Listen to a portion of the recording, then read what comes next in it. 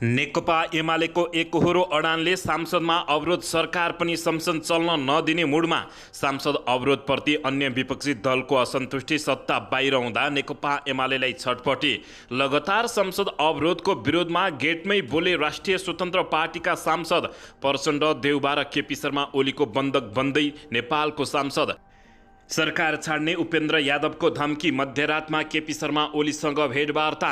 देउबासँग पनि गरे छलफल। देउबा मार्फत उपेन्द्र यादवलाई प्रधानमन्त्री प्रचण्डको सन्देश। सरकार छाडे 12 को बदला 14 भित्राउँछु। सिआइबीले लिने भयो ललित निवास जग्गा प्रकरणमा माधव कुमार नेपाल र डाक्टर बाबुराम भट्टराईको बयान। ललित निवास जग्गा प्रकरणमा पक्राउ परेकाहरू थप 7 दिन हिरासतमा रहने। सबै प्रदेशको नामाङ्करण पहिचानको आधारमा हुनुपर्ने प्रधानमन्त्री पुष्पकमल दाहाल प्रचण्डको भनाई। सुन तस्करीमा नेकपा एमालेपछि राष्ट्रिय स्वतन्त्र पार्टीको नयाँ माग। प्रहरी महानिरीक्षक र अर्थ सचिवको सेटलाई निलम्बन गर्नुहोस्। रवि लामिछानेको प्रश्न। राज्य सरकारले गरिरहेको अनुसन्धानको जिम्मा सिआइबीलाई दिन कुन कानुनले दियो? 100 किलो सुन तस्करीका नाइके भनिएका दावा डबल एजेन्ट भएको खुलासा। प्रहरी र चिनिया सुन तस्कर दुवैतर्फ दिन्थे सुराग। भोटको लागि जातीय द्वन्द्वलाई मलजल गर्ने काम भइरहेको अध्यक्ष राजेन्द्र लिङदेलको आरोप। सरकार बनाउन नेकपा एमालेको कुनै रुचि नभएको नेकपा एमालेका उपमहासचिव प्रदीप ग्यावालीको भनाई। सुन तस्करी प्रकरण बारे वर्षमान पुन अनन्तले भने आरोप लाग्दैमा कोही अपराधी हुँदैन। संलग्नता पुष्टि भए कटघरामा उभिन्छु। सबै प्रदेशको नामाङ्करण पहिचानको आधारमा हुनुपर्ने प्रधानमन्त्री प्रचण्डको ठोकुवा। वैदेशिक रोजगारीको क्रममा मृत्यु भएका श्रमिकको परिवारले 10 लाख रुपियाँ क्षतिपूर्ति पाउने।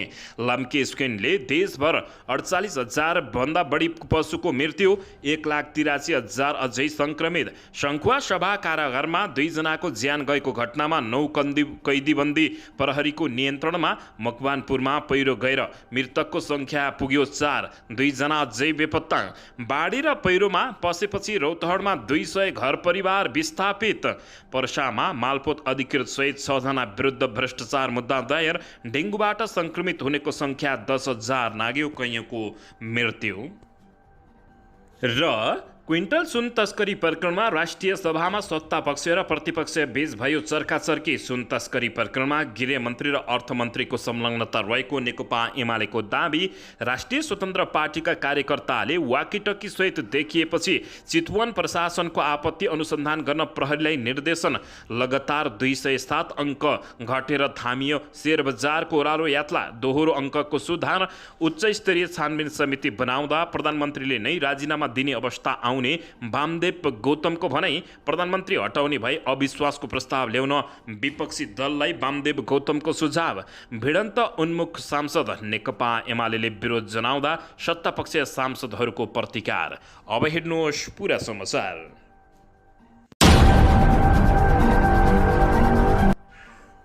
दर्शक महानुभावहरू नमस्कार। नेपाली न्युज टिभीको न्युज बुलेटिन खबरमा यहाँहरूलाई हार्दिक स्वागत छ। सदाझै आज पनि तपाईँहरूमाझ देश तथा विदेशका महत्त्वपूर्ण समाचार अपडेटका साथ उपस्थित भइसकेका छौँ। दर्शक महानुभावहरू तपाईँहरूले हामीलाई कहाँदेखि हेर्दै हुनुहुन्छ नेपाल भए जिल्ला र ठाउँको नाम लेख्नुहोला। यदि विदेशमा हुनुहुन्छ भने आफू रहेको देशको नाम पनि लेख्न नभुल्नुहोला र हाम्रो च्यानल नेपाली न्युज टिभीलाई अहिलेसम्म पनि सब्सक्राइब गर्नुभएको छैन भने सब्सक्राइब गर्नुहोला। साथै सँगै रहेको बेल आइकनलाई दबाउन पनि नभुल्नुहोला। आउनुहोस् दर्शक महानुभावहरू आजको पहिलो तथा विशेष खबरतर्फ लागौँ। दर्शक बिने नेकपा एमालेको एकहोरो अडानले सांसद अवरोध भएको छ। सरकार पनि संसद चल्न नदिने मुडमा देखिएको छ। प्रमुख प्रतिपक्षी दल नेकपा एमालेको अवरोधपछि प्रतिनिधि सभाको बुधबारको बैठक पनि स्थगित भएको छ। नेकपा एमालेले सांसदहरूले सुन तस्करको प्रकरणमा छानबिन गर्न उच्च स्तरीय समिति बनाउनु पर्ने अडान राख्दा सांसदको बैठक चल्न नसकेको हो। उनीहरूले उच्च स्तरीय छानबिन समिति माग गर्दै नाराबाजी र बेल घेराउ गरेका थिए। सभामुख देवराज घिमिरेले कार्यसूची अनुसार बैठक सञ्चालनमा सहयोग गर्न आग्रह गरेका थिए, तर पनि नेकपा एमालेका सांसदहरूले नाराबाजी जारी राखेपछि बैठक स्थगित गरिएको छ।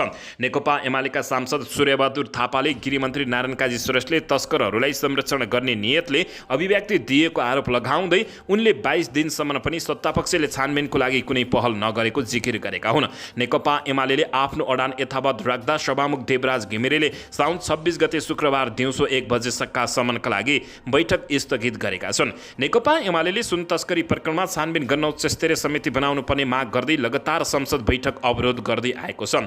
मङ्गलबार गृहमन्त्री नारायण काजी श्रेष्ठले पनि सांसदहरूले उठाएका प्रश्नहरूमाथि प्रतिनिधि सभाको बैठकमा जवाब दिएका थिए। गृहमन्त्रीको जवाब चित्तबुझ्दो नभएको भन्दै नेकपा एमाले बैठक अवरुद्ध गरेको हो। सांसदको बैठक अवरोध हटाउन सभामुख देवराज घिमिरेको पहलमा सत्ता र प्रमुख प्रतिपक्षी दलका शीर्ष नेताहरूबीच पटक पटक छलफल भए तापनि निष्कर्ष भने ननिस्केको अवस्था रहेको छ। यसैबीच राष्ट्रिय सभा सदस्य वामदेव गौतमले सुन तस्करी प्रकरण लगायतका प्रकरणको अनुसन्धानलाई निष्कर्षमा पुर्याउनु पर्ने बताउँदै बुधबार बसेको राष्ट्रिय सभा बैठकमा गौतमले सुन तस्करी, नक्कली भुटानी शरणार्थी ललित निवास जग्गा प्रकरणमा अनुसन्धान सुरु गरेर सरकारले राम्रो काम गरेको भन्दै प्रशंसा गरेका छन्। दर्शकबिन यता सरकार पनि सांसद चल्न नदिने मुडमा देखिएको हो कि भन्ने जस्तो देखिएको छ। सरकार नै अनिर्णयको बन्दी बनाउने खेलमा नेकपा एमाले लगातार सांसद बैठक अवरुद्ध गरिरहँदा काङ्ग्रेस सांसदले भने सुन तस्करी प्रकरणमा सम्बन्धित मन्त्रीहरूले राजीनामा गरी अनुसन्धानको बाटो सहज गर्नुपर्नेमा सरकार नै सांसदहरूलाई अनिर्णयको बन्दी बनाउने तर्फ उद्धृत भएको आरोप लगाएका छन्। काङ्ग्रेसका सांसद डाक्टर सुनिल शर्माले प्रतिनिधि सभाको बैठकपछि सञ्चारकर्मीहरूसँग कुराकानी गर्दै सांसद अवरोधको बाटोमा लैजाने जिम्मा सरकारले लिनुपर्ने बताएका थिए। उनले उच्च स्तरीय छानबिन समिति बनाएर अनुसन्धान गर्नु दिने कुरामा कसैको हानि नहुने बताउँदै राजस्व अनुसन्धान र सिआइबीले मात्रै अनुसन्धानको निष्कर्ष निकाल्न नसक्ने समेत उनको जिकिर रहेको थियो।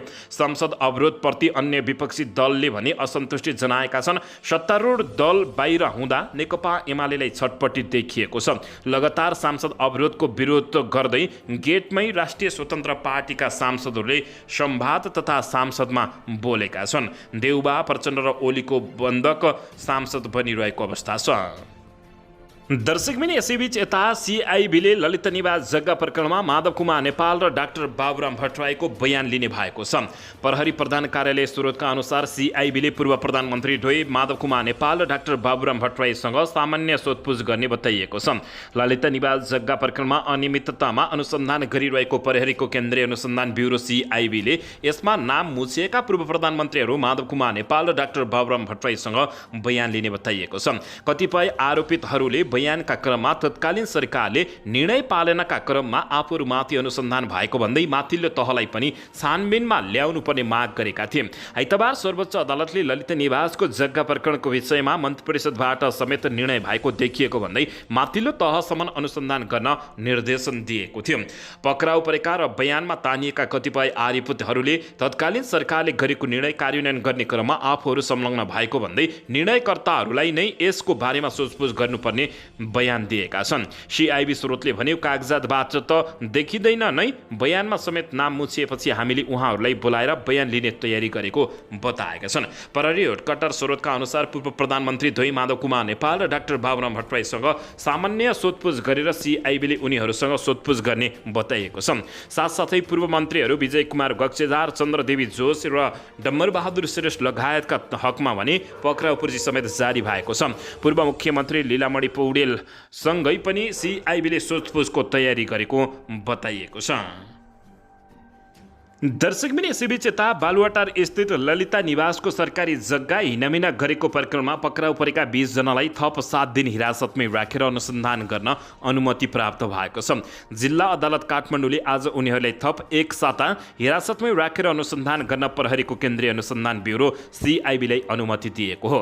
सरकारी जग्गा व्यक्तिको नाममा नामसरी गरेको प्रकरणमा सिआइबीले सरकारी जग्गा किर्ते र सङ्गठित अपराधमा उनीहरूमाथि अनुसन्धान गरिरहेको छ। सो प्रकरणमा भाटभट्टी सुपरमार्केटका सञ्चालक मिनबहादुर गुरुङ, पूर्व निर्वाचन आयुक्त सुधीर कुमार शाह सहितका 20 जना व्यक्तिहरू सिआइबीको हिरासतमा रहेका छन्। ललित निवास जग्गा प्रकरणमा पक्राउ परेकाहरू थप 7 दिन हिरासतमा रहने अनुमति भएको छ। दर्शकबिन यसैबीच यता सुन तस्करी प्रकरणमा नेकपा एमाले पछि राष्ट्रिय स्वतन्त्र पार्टीले नयाँ माग गरेको छ। प्रहरी महानिरीक्षक र अर्थ सचिवको सेटलाई निलम्बन गर्नुपर्ने माग गरेको हो। 100 किलोभन्दा बढी सुन तस्करी प्रकरणमा प्रमुख प्रतिपक्षी दल नेकपा एमाले गृहमन्त्री र अर्थमन्त्रीमाथि प्रश्न उठाइरहेको बेलामा अर्को प्रतिपक्षी दल राष्ट्रिय स्वतन्त्र पार्टीले भने अर्थ सचिव र प्रहरी महानिरीक्षकमाथि प्रश्न उठाएको छ। सुन तस्करी प्रकरणमा छानबिनमा उच्च स्तरीय संयन्त्र छानबिन समितिको माग गर्दै बुधबार पनि नेकपा एमाले सदन चल्न नदिएपछि रासपाका सांसदहरूले संसद भवनको मूल गेटमा आफ्ना धारणा राखेका हुन्। पत्रकारहरूसँग कुराकानीमा पार्टीका सभापति रवि लामिछानेले सुन तस्करी प्रकरणमा उच्च तहका व्यक्तिहरूको संलग्नतामा शङ्का नभएको भन्दै गृहमन्त्री नारायण काजी श्रेष्ठले मङ्गलबार संसदमा गरेको सम्बोधनमाथि प्रश्न उठाएका हुन्। उनले अनुसन्धानका लागि गृहमन्त्रीले 35 दिन समय माग्न अन्यथा नभएको तर बताउँदै तर कुन कानुनमा टेकेर राजस्व अनुसन्धान विभागले गरेको अनुसन्धान केन्द्रीय अनुसन्धान ब्युरो CIB मा पठाएको भनेर प्रश्न गरेका छन्। राजस्व छलीको अनुसन्धानको जिम्मेवारी राजस्व अनुसन्धान विभागको हो। उनले भने अन्य विषयमा पनि छानबिन गर्नु परेमा सम्बन्धित निकायमा पत्र लेखेर अनुसन्धानको जिम्मा दिन सकिन्छ। सङ्गठित अपराधको अनुसन्धानको क्षेत्र अधिकार प्रहरीको रहेकाले विभागले यस पत्र मार्फत सो विषयमा अनुसन्धान गर्न प्रहरीमा आरोपितहरू समेत पठाएको बताइएको छ। अध्यागमन सम्बन्धी अध्यागमन विभागमा समेत लेखेर पठाएको आधारमा अनुसन्धान हुने गरेको छ। यस अगाडि भन्सार विभागले भेपमा सुन लुकाएर ल्याएको विषयमा अनुसन्धानका लागि प्रहरीमा पत्र पठाएको आधारमा CIB ले सुन तस्करीको अनुसन्धान गरेको थियो। राष्ट्र बैङ्कले बैङ्किङको सुरका घटनाको अनुसन्धान गर्न प्रहरीमा पत्र लेखेर पठाउने गरेको छ। त्यही आधारमा प्रहरीले अनुसन्धान गर्ने गरेको बताइएको छ। तर रवि लामिछानेले स्वाभाविक प्रक्रिया नै प्रश्न उठाएका छन्। पूर्व गृहमन्त्री समेत रहेका उनलाई गृह प्रशासनले सामान्य प्रक्रिया बारे समेत जानकारी नभएको देखिएको बताइएको छ। दर्शकबिन यसैबीच यता 17 वर्ष अघि रौतहटको गौरमा भएको हत्याकाण्ड छानबिन सम्बन्धमा सरकारले गरेको नयाँ सहमतिलाई लिएर जनता समाजवादी पार्टी जसपाले चरम असन्तुष्टि जनाएको छ। सरकार नै छाड्ने उपेन्द्र यादवले धम्की दिएका छन्। मध्यरातमा केपी शर्मा ओलीसँग भेटवार्ता गरेर देउबासँग पनि छलफल गरेका हुन्। उनले पुष्पकमल दाहाल प्रचण्ड नेतृत्वको वर्तमान सरकार नै छाड्न सक्ने चेतावनी दिएका हुन्। सरकार गौर हत्याकाण्ड पीडित बीच सहमति भए लगत्तै जसपाका अध्यक्ष उपेन्द्र यादवले सत्ता र प्रतिपक्षी दलका नेतासँग भेटवार्ता बढाएका हुन्। सरकारले गौर हत्याकाण्ड पीडितसँग सहमति गरे लगत्तै उपेन्द्र यादवले नेपाली काङ्ग्रेस सभापति शेरबहादुर देउबासँग मङ्गलबार सिंहदरबारमा भेटेर सरकार छाड्ने घोषणा गरेका थिए। नक्कली भुटानी शरणार्थी प्रकरणमा सरकारले तपाईँमाथि अन्याय गर्यो, बालकृष्ण खाँड लगायतका नेतालाई पक्राउ गरायो, अहिले मलाई अप्ठ्यारोमा पार्न खोज्दैछ। देउबाको भेटमा उपेन्द्र यादवको भनाइ उद्धृत गर्दै जसपा उच्च स्रोतले जानकारी दिएको छ। देउबाले भने प्रधानमन्त्री प्रचण्डसँग कुरा गर्ने भन्दै तत्काल सरकार छाड्ने निर्णय नगर्न आग्रह गरेका थिए। उनले प्रचण्डसँग समेत असन्तुष्टि व्यक्त गरिसकेको स्रोतको दाबी रहेको छ। साथै उनले मङ्गलबार राति प्रमुख प्रतिपक्षी दल नेकपा एमालेका अध्यक्ष केपी शर्मा ओलीसँग पनि भेटवार्ता गरेका छन्। बालकोट स्थित केपी शर्मा ओलीको निवासमा भएको भेटवार्तामा उपेन्द्र यादवले सरकार छाड्ने मनस्थितिमा पुगेको भन्दै नयाँ सरकारको सम्भावना बारे समेत कुराकानी गरेको स्रोतले दाबी गरेको छ। जवाफमा केपी शर्मा ओलीले नयाँ सरकारका लागि जसपा मात्र आउँदा नपुग्ने बताए तापनि तपाईँहरूले छडेन मात्र सत्ता परिवर्तन हुँदैन होला, त्यही पनि तपाईँको काममा मेरो समर्थन रहन्छ भन्ने केपी शर्मा ओलीको भनाइरहेको थियो। उपेन्द्र निकट स्रोतले भन्यो, प्रधानमन्त्री प्रचण्डको सरकारको हिस्सेदार जसपा प्रतिनिधि सभामा 12 जना सांसद छन्। उपेन्द्र यादव सत्तारूढ दल गठबन्धनकै साथले उपनिर्वाचनबाट सांसद छिरेका हुन्। जसपाले समर्थन फिर्ता लिए, प्रचण्डले सांसदमा फेरि विश्वासको मत लिनुपर्नेछ। सरकारमा उपेन्द्र यादवका 2 मन्त्री छन्। जसपा सांसद प्रदीप यादवले आफूहरूको असन्तुष्टिका विषयमा छलफल गर्ने बताइएको छ। दर्शकबिन तर यता भने प्रधानमन्त्री पुष्पकमल दाहाल प्रचण्डले देउबा मार्फत उपेन्द्र यादवलाई सन्देश पठाउँदै सरकार छाड्ने भए 12को बदला 14 भित्राउने समेत चेतावनी दिएका छन्। आजभन्दा 17 वर्ष अगाडि रौतहटको गौरमा 27 जनाको ज्यान जाने गरी भएको हत्याकाण्डबारे छानबिन गर्ने गरी गृह मन्त्रालयले पीडितसँग सहमति गरेपछि जसपाका अध्यक्ष उपेन्द्र यादव झस्किएका हुन्। गौर हत्याकाण्डको फाइल खोल्ने सुरसार गरेको भन्दै उपेन्द्र यादवले पुष्पकमल दाहाल प्रचण्ड नेतृत्वको वर्तमान सरकार छाड्ने बताइसकेका छन्। गृह मन्त्रालयले पीडितसँग 5 बुँदे सहमति गरे लगत्तै मङ्गलबार उपेन्द्र यादव र सत्ता साझेदार दल प्रमुख घटक नेपाली काङ्ग्रेसका सभापति शेरबहादुर देउबासँग भेटवार्ता गरेको जानकारी प्राप्त भएको छ। दर्शक महानुभावहरू, भेटमा उपेन्द्र यादवले नक्कली भुटानी शरणार्थी प्रकरणमा तपाईँ देउबालाई अप्ठ्यारो पारे जस्तै अहिले आफूलाई अप्ठ्यारो पारेको गुनासो गरेको छ। उनले जति धम्की दिए तापनि यता प्रधानमन्त्री प्रचण्ड भने नडराउने जवाफ फर्काएका छन्। प्रचण्डले 12 को बदला 14 भनेर राप्रपातर्फ सङ्केत गरेको समेत जानकारी प्राप्त भएको छ। दर्शक महानुभावहरू, गठबन्धनले उहाँ उपेन्द्र यादवलाई विजय गराएर सांसदमा ल्याएको हो। प्रधानमन्त्री प्रचण्डले भने यस्तो बेलामा सरकार छाड्नुहुन्छ र ओली एमाले अध्यक्ष केपी शर्मा ओलीसँग जान्छु भन्नुहुन्छ भने केही छैन। 12 को बदला 14 भित्राउँछु, प्रचण्डले देउबालाई दिएको जवाफबारे जानकारी जसपा स्रोतले जानकारी दिएको छ। प्रचण्ड र देउबा बीचको भेट पछि उपेन्द्र यादवले देउबासँग टेलिफोन संवाद गरेका थिए। त्यस क्रममा देउबाले प्रचण्डसँग कुराकानी गरेको जवाब दिएको स्रोतले जानकारी दिएको छ। प्रचण्डले 12 को बदला 14 भनेर राप्रपातर्फ सङ्केत गरेका हुन्। सांसदमा राप्रपाका 14 र जसपाका 12 जना सांसद रहेका छन्। प्रचण्ड सरकारमा सहभागी राप्रपा 32 दिनमै सरकारबाट बाहिरिएको थियो। राप्रपालाई केन्द्रीय सरकारमा भित्राउँदा कोशी प्रदेशमा पनि गठबन्धन बलियो हुने र काङ्ग्रेस नेतृत्वको सरकार टिक्ने हिसाब प्रधानमन्त्री प्रचण्डले देउबालाई सुनाएको जानकारी प्राप्त भएको छ। दर्शकबिन यसैबीच यता सबै प्रदेशको नामाङ्करण पहिचानको आधारमा हुनुपर्ने प्रधानमन्त्री पुष्पकमल दाहाल प्रचण्डले बताएका छन्। प्रधानमन्त्री पुष्पकमल दाहाल प्रचण्डले सबै प्रदेशको नामाङ्करण जातीय पहिचानको आधारमा हुनुपर्ने बताउँदै विश्व आदिवासी दिवसको अवसरमा बुधबार काठमाडौँमा आयोजित एक कार्यक्रममा प्रधानमन्त्री पुष्पकमल दाहाल प्रचण्डले पहिचानको आधारमा सबै प्रदेशको नामाङ्करण गर्न अहिले पनि आफूले प्रयास गरिरहेको बताएका हुन्। कोशी प्रदेशमा घटेका घटनाक्रमले एउटा नयाँ चेतना पैदा भएको उल्लेख गर्दै उनले त्यसको बलमा सबै प्रदेशलाई पहिचान सहितको नामाङ्करण गर्न सकिने विश्वास व्यक्त गरेका हुन्। तत्काल यदि त्यसो हुन नसके आउँदो 2084 सालको चुनावमा पहिचानका पक्षधारहरूलाई मत दिएर जिताए सांसदबाटै सबै प्रदेशको नामाङ्करण पहिचान सहितको हुने उनले आश्वासन दिएका हुन्। उनले भने कोशी प्रदेश नामाङ्करण भइसकेपछि चलिरहेको आन्दोलनको सन्दर्भमा आदिवासी जनजाति लगायतका विभिन्न सङ्घ संस्थाका प्रतिनिधिहरूले बालुवाटारमा आएर मलाई भेट्नु भएको थियो। प्रधानमन्त्री प्रचण्डले भने पहिचान र अधिकारको नेता हुनुको नाताले मैले आदिवासी जनजातिको पक्षमा निर्णय गर्नुपर्छ भन्ने दायित्व मलाई अवगत छ। अहिले पनि तपाईँहरूको जो चिन्ता छ, चासो छ पहिचानको होस् भन्नेमा हो। उनले भने सिद्धान्त हामी सबैसँग छौँ र यो छलफल चलिराखेको पनि छ। अब यही प्रयासबाट तपाईँहरूले भने जस्तो गरी पहिचान आउने भए त त्यो त धेरै राम्रो भयो। मेरो प्रयास यतैपट्टि हुनेछ, भएन भने अगाडि शेर्पाजीले भने जस्तो 2084 पहिचानका पक्षधारलाई तपाईँहरूले टन्नै मत हालिदिनु भयो भने सदनमा त्यही नै पारित हुन्छ, प्रधानमन्त्री पुष्पकमल दाहाल प्रचण्डले बताएका छन्। प्रचण्डले भने मलाई विश्वास छ कोशी प्रदेश नामाङ्करणको घटनाक्रमले एउटा चेतना भयो, हामी सबैमा पैदा भएको छ र यो चेतनाको बलमा हामीले पहिचान सहितका प्रदेशहरूको नामाङ्करण गर्न सकिने प्रधानमन्त्री प्रचण्डले बताएका हुन्।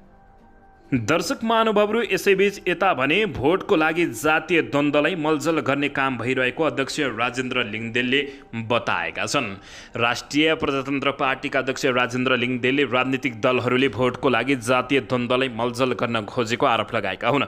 अन्तर्राष्ट्रिय आदिवासी जनजाति दिवसको अवसरमा काठमाडौँमा आयोजित शुभकामना आदान प्रदान गर्ने कार्यक्रममा उनले केही राजनीतिक दल र अन्तर्राष्ट्रिय शक्तिहरूले नेपालमा भोटको लागि र द्वन्द्व निम्ताउनको लागि जातीय द्वन्द्वलाई मलजल गर्ने काम गरिरहेको बताएका छन्।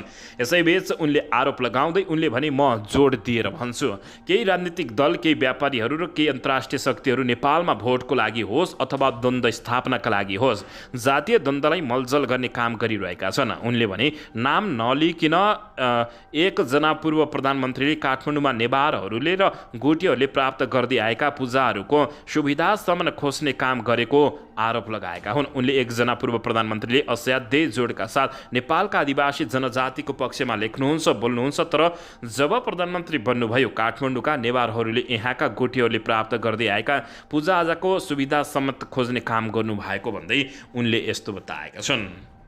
दर्शकबिन यसैबीच यता 100 किलो सुन तस्करीका नाइके भनिएका दावा डबल एजेन्ट भएको खुलासा भएको छ। प्रहरी र चिनिया सुन तस्कर दुवैतिर सूचना दिने गरेको पाइएको छ। 100 किलो सुन तस्करीको मुख्य नाइकेको आरोपमा हिरासतमा रहेका बेल्जियमका नागरिक दावा छिरिङ डबल एजेन्ट रहेको खुलासा भएको छ।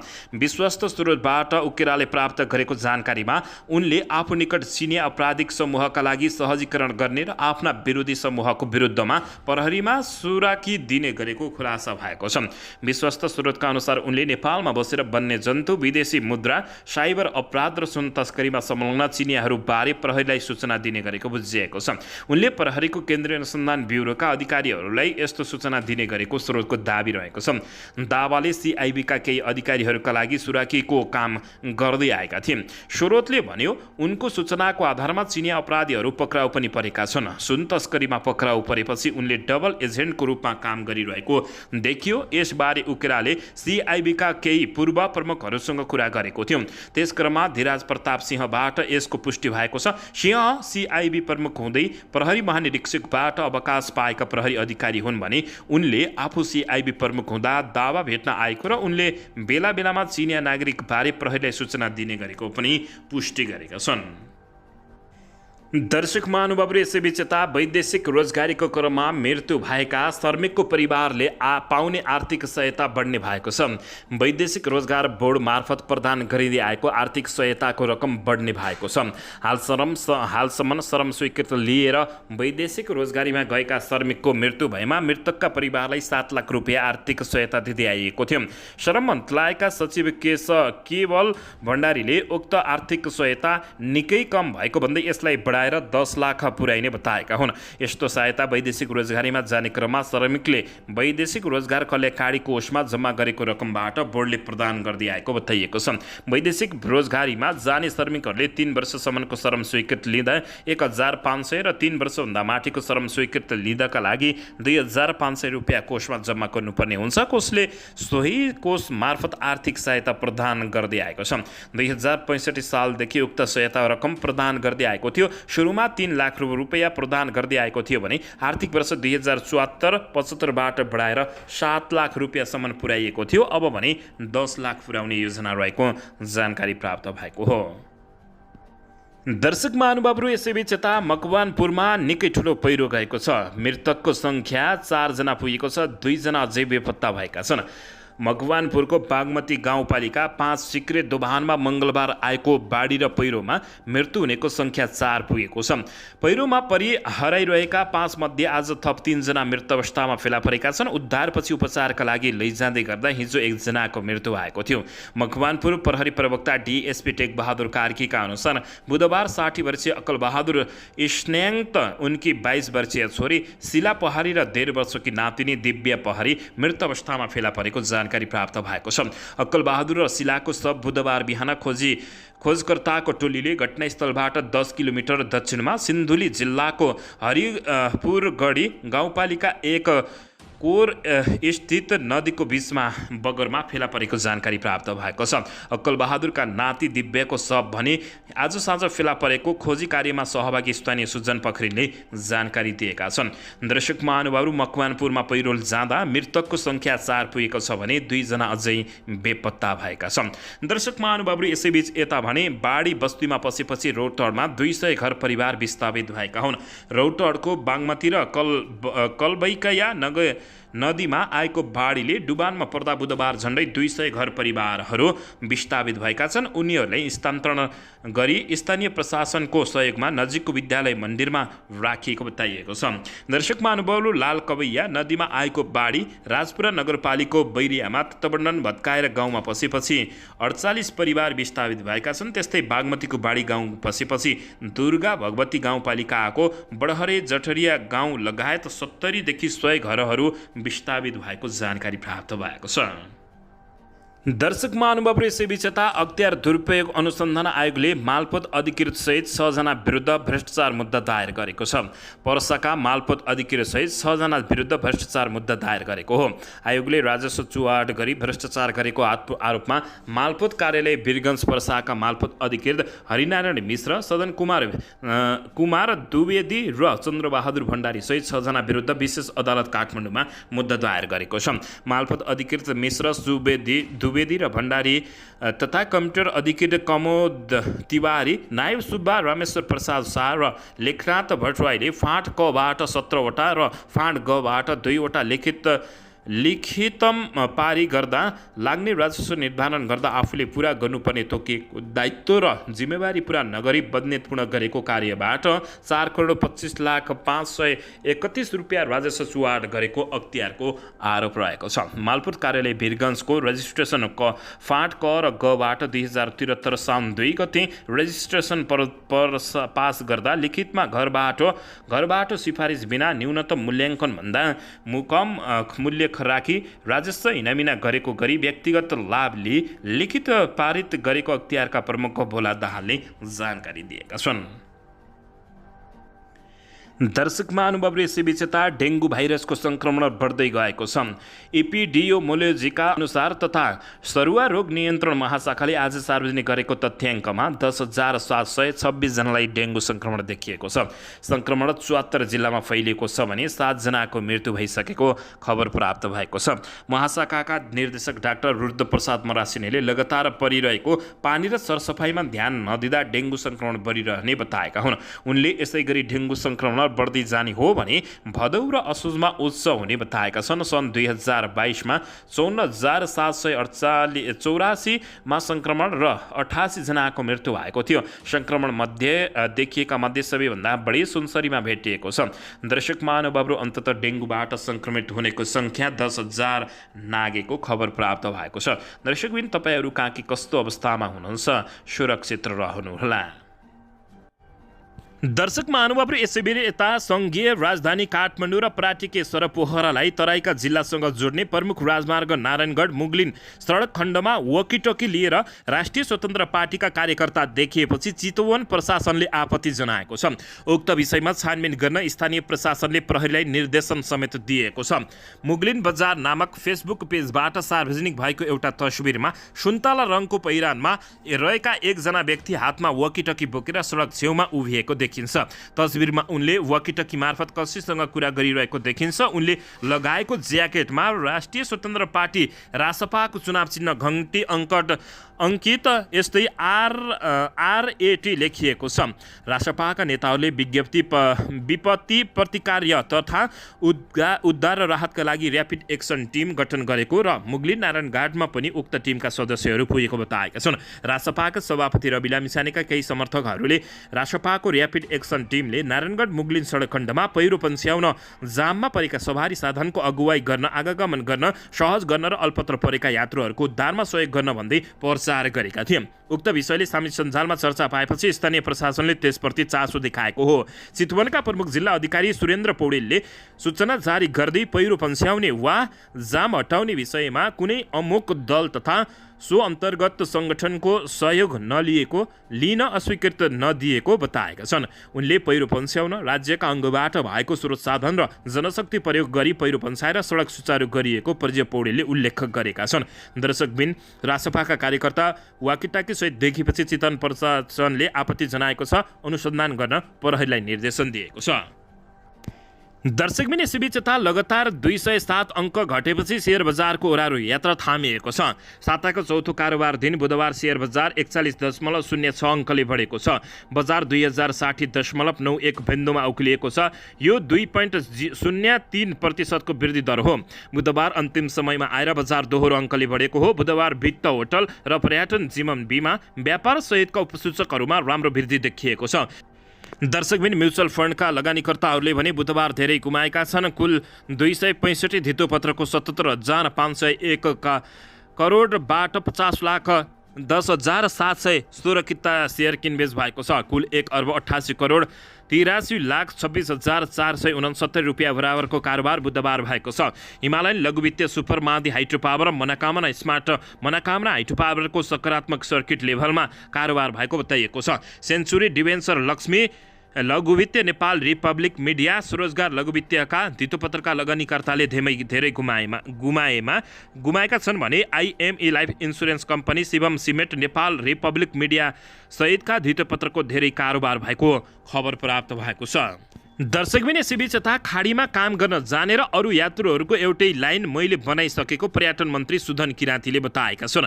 सांस्कृतिक पर्यटन तथा नागरिक उड्डयन मन्त्री सुदन किराँतीले त्रिभुवन अन्तर्राष्ट्रिय विमानस्थलबाट बाहिर जाने यात्रुहरूको फरक लाइन अहिले नरहेको बताएका छन्। सामाजिक सञ्जालमा लेख्दै उनले खाडी मुलुकमा काम गर्न जाने नेपाली यात्रु र अरू यात्रुहरूको छुट्टै लाइन नरहेको घोषणा गरेका हुन्। खाडीमा काम गर्न जाने यात्रु र अरू यात्रुहरूको छुट्टै लाइनको विषयमा प्रश्न उठेको उल्लेख गर्दै तर आफूले अहिले एउटै लाइन बनाएको बताएका छन्। सुदन किराँतीले लेखेका छन्, अहिले टिआइएमा त्यो स्थिति नरहेको र सबैको लाइन एउटै भएको जानकारी गराउन चाहदछु। उनले भने, दर्शक महानुभावहरू, यसअघि खाडी मुलुक जाने र जापान, अस्ट्रेलिया, कोरिया, अमेरिका जाने लगायतका छुट्टै लाइन हुने गरेकोमा अब भने एउटै लाइन बनाएको उनले बताएका छन्। दर्शक महानुभावहरू, यसैबीच यता अबका निर्वाचनमा विदेशमा बस्ने नेपाली निर्णायक हुने वर्षमान पुन अनन्तले घोषणा गरेका छन्। नेकपा माओवादी केन्द्रका उपमहासचिव वर्षमान पुन अनन्तले अबका निर्वाचनमा देश बाहिरका नेपाली निर्णायक हुने बताएका छन्। पुनले प्राविधिकको उच्चतम विकास र प्रयोगका कारण विदेशमा बसेका नेपाली नागरिकहरूको हैसियत मुलुकभित्रको राजनीतिक समीकरण नै बदल्न सक्ने अवस्था आएको बताएका छन्। पार्टीहरूले यसअघि नागरिकका घर घरमा गएर विचार प्रवाह गर्ने र संगठन निर्माण गर्ने अवस्थाको अन्त्य हुन सक्ने उनको भनाइरहेको छ। आजको युग प्राविधिक युग हो। उनले भने, पहिला जसरी मानिसका घर घरमा गएर संगठन बनाउने र विचार राख्ने अवस्था अब नरहन सक्छ। बुधबार पार्टीको उपत्यका विशेष प्रदेशको जिम्मेवारी सम्हाल्ने क्रममा पार्टी मुख्यालय कोटेश्वर पेरिस डाँडामा आयोजित कार्यक्रममा वर्षमान पुन अनन्तले प्राविधिक कारणका अबका निर्वाचनहरूमा देशभित्रका भन्दा विभिन्न सिलसिलामा देश बाहिर रहेका नेपालीहरू निर्णायक हुने जस्तो देखिएको छ। उनले वैचारिक बहसको थलो पनि डायस्पोरा नै हुन थालेको उल्लेख गरेका छन्। पार्टी सदस्यदेखि सबै कमिटीका नेता कार्यकर्तालाई आफ्ना एजेन्डाबारे सामाजिक सञ्जालमा बहस सञ्चालन गर्न समेत उनले निर्देशन दिएका छन्। उनले हरेक घरमा डिजिटल बहस हुने गरेको भन्दै एकै घरमा पनि फरक विचारका मानिसहरू हुन थालेको बताउँदै पहिला मुखिया र जिम्मालहरूको धारणा नै अमानिसको धारणा हुने गरेको थियो। त्यसले भने पछि राजनीतिक दलहरूका धारणा मानिसहरूमा विभाजित भएका थिए। उनले भने, अहिले त एउटा घरमा 4 जना छ, फरक पेसामा छ। उनले भने, चारै थरीको विचार रहेको छ, एउटै स्वार्थको प्रतिनिधित्व गरेको छ। प्रविधिले गर्दा समाजको चरित्रमा यस्तो खालको बदलाव आएको उनले बताएका हुन्। दर्शकबिन यसैबीच यता सङ्खुवा सभाको कारागारमा कुटपिटबाट 2 जना कैदीको ज्यान गएपछि तनाव भएको छ। भाग्न खोज्दा पक्राउ परेका कैदीको अरूको कुटाइबाट मृत्यु भएपछि अहिले कारागारमा तनाव भइरहेको छ। मादै नगरपालिका 5 का 19 वर्षीय विनोद तोलाङ्गी र नुवाकोट ककनी गाउँपालिकाका 7 का 28 वर्षीय आकाश बलामीको मृत्युका प्रकरणमा प्रहरीले 9 जनालाई नियन्त्रणमा लिएको र जेलर राजेन्द्र घिमिरेले जानकारी दिएका छन्। तेलाङ्गी बलात्कार र बलामी चोरी मुद्दामा कैद सजाय भुक्तान गरिरहेका थिए। 2 कैदको मृत्यु र 9 जना कैदीबन्दी पक्राउ परेपछि कारागार क्षेत्रमा तनाव भएको हो। अहिले भित्रबाट कैदीबन्दीले प्रहरीमाथि ढुङ्गामुढा गरिरहेका छन्। मंगलबार राति कारागारको झ्यालको रड तोडेर भागेका 2 जनालाई प्रहरीले पक्राउ गरेर फेरि कारागारमा लगेको थियो, तर उनीहरूलाई अन्य कैदीले कुटपिटपछि ज्यान गएको बताइएको छ। घटनापछि जिल्ला प्रशासन कार्यालयले एक छानबिन समिति समेत गठन गरेको जानकारी प्राप्त भएको छ। दर्शकबिन यसैबीच यता राजधानीमा देशभरका निर्माण व्यवसायीहरूले विशाल प्रदर्शन गरेका छन्। नेपाल निर्माण व्यवसायी महासङ्घको दोस्रो चरणको आन्दोलन अन्तर्गत बुधबार राजधानीमा देशभरका निर्माण व्यवसायीहरूले सेफ्टी हेलमेट र ज्याकेट लगाई हातमा कालो पट्टी बाँधेर सिट्ठी जुलुस गरेका हुन्। महासङ्घको निर्देशन बमोजिम 7 प्रदेश तथा 77वटै जिल्लाबाट आएका निर्माण व्यवसायीहरू जुलुसमा सहभागी भएका हुन्। महासङ्घका अध्यक्ष रवि सिंहको नेतृत्वमा महासङ्घ सचिवालय आगमन बाट सुरु भएको जुलुस संसद भवन नयाँ बानेश्वर अगाडि कोण सभामा परिणत भएको थियो। कोण सभालाई सम्बोधन गर्दै महासङ्घका अध्यक्ष रवि सिंहले सरकारले व्यवसायीहरूका जायज माग पूरा नगरेका कारण बाध्य भएर दोस्रो चरणको आन्दोलन सुरु गर्नु परेको उनले बताएका छन्। महासङ्घका महासचिव रोशन दाहालले सामान्य तरिकाले राज्यले व्यवसायीहरूको समस्या नसुनेका कारण सिट्ठी फुकेर ध्यान आकर्षण गराइएको उनले बताएका छन्। कोण सभामा निर्माणसँग सम्बन्धित विभिन्न सङ्घ संस्थाका प्रतिनिधिहरूले महासङ्घको आन्दोलनमा एकबद्धता जनाएका थिए। नेपाल क्रसर तथा खानी उद्योग महासङ्घका अध्यक्ष सीताराम न्यौपानेले निर्माण व्यवसायीहरूको अरबौं रकम भुक्तान नहुँदा समग्र निर्माण क्षेत्र अस्तव्यस्त भएको बताउँदै निर्माण व्यवसायीहरूको आन्दोलनको प्रभाव ढुङ्गा गिटी बालुवा लगायतका व्यवसायीहरूलाई परेकाको भन्दै अध्यक्ष न्यौपानेले निर्माण व्यवसायीहरूको कालजायज मागहरू तत्काल पूरा गर्न सरकारको ध्यान आकर्षण गराएका छन्। दर्शक महानुभावहरू, यसैबीच यता बाढी र पहिरोले देशैभरि विटण्ड मचाएको छ। मकवानपुरमा पहिरो जाँदा बाबु र छोरीको शव फेला परेको छ। कैयौं घर बगाएको छ। 3 जना अझै बेपत्ता रहेका छन्। यता सर्लाहीमा बाढीबाट 2 जनाको मृत्यु भएको छ भने 72 जनाको उद्धार गरिएको खबर प्राप्त भएको छ। बाढी र पहिरोले 4 राजमार्गका विभिन्न सडक अवरुद्ध गरेको छ। 34 वटा सडक एकतर्फी रूपमा सञ्चालन गरेको छ। दर्शक महानुभावहरू, यति बेला बाढी र पहिरोले जताततै विटण्ड मचाएको अवस्थामा तपाईहरू कहाँ के कस्तो अवस्थामा हुनुहुन्छ? दर्शक महानुभावहरू, तपाईहरूले जहाँ जे जस्तो अवस्थामा हुनुहुन्छ सुरक्षित रहनुहोला। अर्को समाचारतर्फ लागौँ। 100 किलो सुन प्रकरणमा फेरि शून्यबाट अनुसन्धान सिआइबीले गर्ने बताइएको छ। केन्द्रीय अनुसन्धान ब्युरो सिआइबीले 1 क्विन्टल सुन प्रकरणमा शून्यबाट अनुसन्धान गर्ने भएको छ। राजस्व अनुसन्धान विभागले 18 दिनपछि प्रहरीलाई सुम्पिएको करिब 100 किलो सुनको अनुसन्धान फेरि तलैबाट गर्नुपर्ने प्रहरी प्रवक्ता नायब उपरीक्षक डिआइजीले बताएका छन्।